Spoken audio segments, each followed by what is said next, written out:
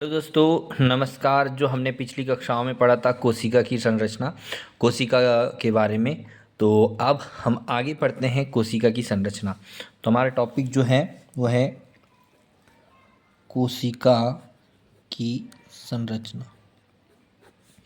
जो कोशिका की संरचना है, इसमें हम देखते हैं सबसे पहले कोशिका भित्ति।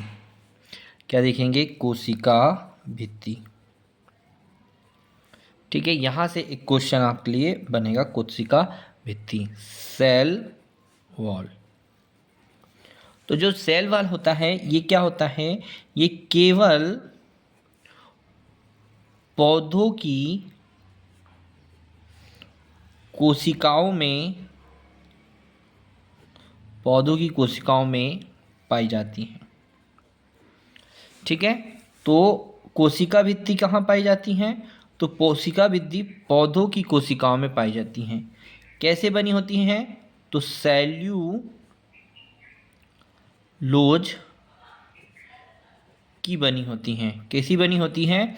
तो सेल्यूलोज की बनी होती हैं कोशिका भित्ति। ये आपको ध्यान रखना। यह मोटी तथा दृढ़ या लचीली किसी भी प्रकार की होती हैं, पारगम्य होती हैं। कैसी होती हैं?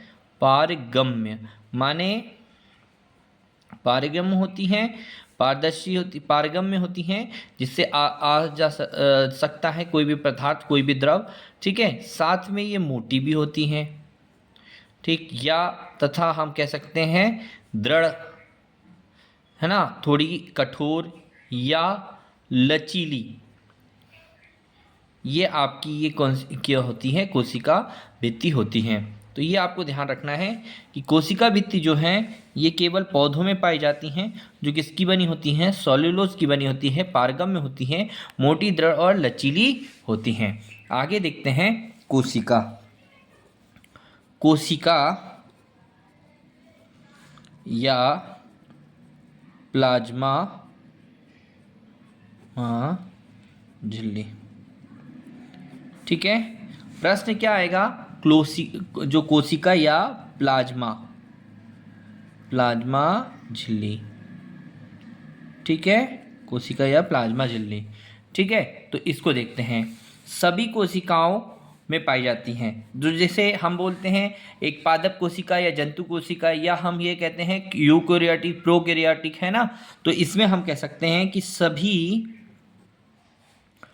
कोशिकाओं में पाई जाती हैं। तो सभी कोशिकाओं में पाई जाती हैं, ये आपको ध्यान रखना है। उसके बाद में प्रोटीन, लिपिड व कार्बोहाइड्रेट, प्रोटीन, लिपिड व कार्बोहाइड्रेट से निर्मित होती हैं। तो प्रश्न बनेगा कि जो कोशिका प्लाज्मा झिल्ली है ये किससे निर्मित है? तो प्लाज्मा झिल्ली जो है प्रोटीन से, लिपिड से और कार्बोहाइड्रेट से निर्मित होती हैं। ठीक है, ये पतली और लचीली होती हैं। कैसी होगी ये? तो ये पतली भी होती हैं, पतली एवं लचीली। क्या है? अत्यंत पतली लचीली होती हैं। तो ये अत्यंत पतली हैं, लचीली हैं, ये बात को आपको ध्यान रखना है। ठीक है, हाँ। और ये कैसी हैं? तो ये पारगम्य झिल्ली है। कैसी झिल्ली है? पारगम्य झिल्ली है। ठीक, तो ये आपको ध्यान रखना है। कोशिका और तो कोशिका झिल्ली या कोशिका या प्लाज्मा झिल्ली। ठीक है, यहाँ पर भी हमने बताया था कोशिका भित्ति बताई थी, यहाँ पर हमने अब बताए हैं कोशिका की प्लाज्मा झिल्ली। जीव द्रव्य के बारे में चर्चा करते हैं। हमने पिछली कक्षाओं में जीव द्रव्य के बारे में चर्चा किया था। जीव द्रव्य, ठीक है, प्रोटोप्लाज्म। ठीक है, जो जीव द्रव्य होता है, जीव द्रव्य, इसका नामकरण, पहली बात तो है नामकरण किसने किया है? तो पुरकिंजे ने किया है। किसने किया है? पुरकिंजे ने। तो एग्जाम में प्रश्न पूछा जाएगा कि इसका नामकरण किसने किया? पुरकिंजे ने। और 1839 ईस्वी में, कौन सी ईस्वी में? 1839, 1839 में पुरकिंजे ने इसकी क्या है नामकरण किया। अगर इसकी खोज की बात करें तो खोज की बात करें बच्चों तो ये है डुजार्डिंग नाम का एक व्यक्ति हैं, डुजार्डिंग, उन्होंने की है। ठीक है, ये क्या है तो ये जीवन का भौतिक आधार है। तो जीवन का भौतिक आधार क्या है, तो जीवन का भौतिक आधार है कौन, जीव द्रव्य जो है वो जीवन का भौतिक आधार है। ठीक है, विभिन्न उपाचयी क्रियाओं का स्थल, विभिन्न उपाचयी क्रियाएं जो होती हैं, विभिन्न उपापचयी क्रियाओं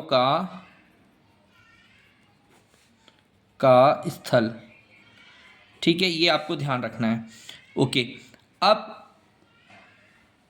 ये जो होता है ये कोशिका द्रव्य और केंद्रक द्रव्य, दो द्रव्य होते हैं। एक होता है आपका कौन सा द्रव्य, कोशिका द्रव्य, और एक होता है आपका केंद्रक द्रव्य। ठीक है, तो केंद्रक के अतिरिक्त कोशिका झिल्ली के अंदर उपस्थित संपूर्ण जीव द्रव्य कोशिकांक युक्त होता है। ठीक है, तो कोशिका द्रव्य यानी कि यही बात कर रहे हैं हम कि इसमें क्या हो रहा है कि केंद्रक के अतिरिक्त, मतलब केंद्रक में उपस्थित जीव द्रव्य केंद्रक द्रव्य कहलाएगा, और जो कोशिकाओं में आते हैं यानी कि केंद्रक के बाहर जो द्रव्य आपको देखने को मिलता है वो आपका क्या कहलाएगा, वो आपका जीव द्रव्य कहलाएगा या कोशिकांग युक्त द्रव्य कहलाएगा। ठीक है, अब हम कोशिका के अंग को देखते हैं। कोशिका के अंग, जैसे हम कोशिकांग जैसे कहे तो सेल ऑर्गन, जो ऑर्गन्स की बात हम करें जैसे कि केंद्रक क्या होता है इसके बारे में हम अब चर्चा करते हैं।